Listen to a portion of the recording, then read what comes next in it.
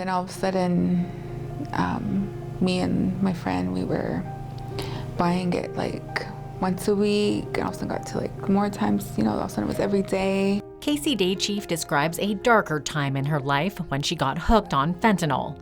The 32-year-old mother of two says her drug use began when a friend exposed her to different prescription drugs like Oxy 80. At first I thought it was, I couldn't get addicted to it. I got so bad into it where all of a sudden I wake up and I'm like, I need this. Like, where am I gonna get it? And according to Medical Officer of Health Karen Goodison, it's not unusual for someone to get hooked on fentanyl even after trying it just once because it's often laced in other drugs. I think there's a number of factors contributing to this. The biggest one is probably the availability of illicit fentanyl, masquerading as an oxycodone tablet that people are taking.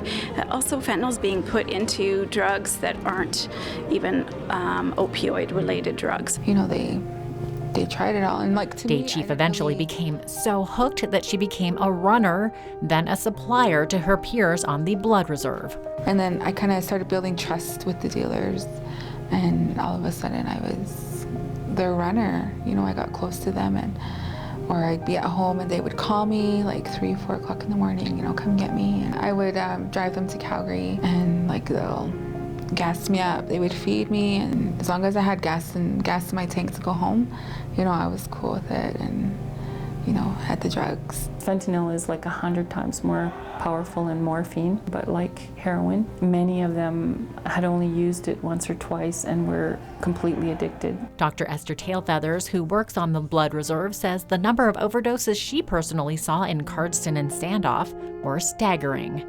We started to see overdoses that were really unusual because we usually see approximately maybe 2 overdoses a week in the emergency room in Cardston. And my colleagues were seeing like 2 a day sometimes, and then we started having some deaths. And when the toxicology reports came back, they had fentanyl in them, so we knew we had a new drug problem. Throughout the next 8 months, from about August to March, we had between 18 and 20 deaths on reserve that were fentanyl-related overdoses. Some of them were not completely fentanyl, they were mixed drugs with some prescription drugs and fentanyl. So the challenge with the illicitly made fentanyl is that there's a huge variability. So this is being made in people's homes. It's got a variable amount of the fentanyl in it. So you could take one pill that has nothing in it and the next one could have enough to kill you. And so we needed to do something about the fentanyl crisis on the reserve and the number of deaths.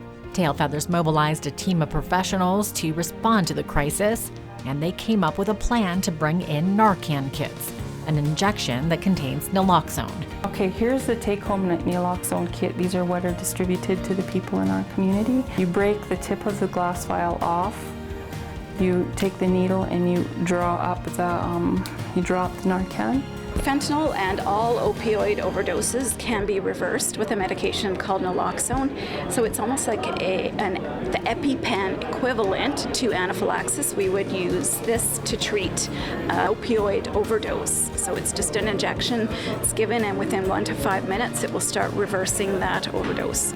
If you have an area of skin like the arm or the thigh, then you want to give the Narcan immediately into an area of skin, and within 30 seconds you should have a response. And according to Tailfeathers, not only were the kits something that had never been used on a Canadian reserve before. So we were one of the first to begin to use the Narcan kits. But they were making a huge difference. So we started to see a decline in the deaths, and as of March 2015 we saw the last 2 of a major wave of the deaths.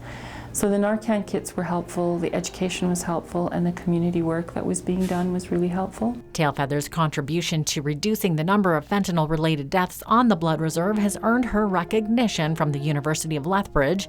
She was honored with a Friends of Health Sciences Award.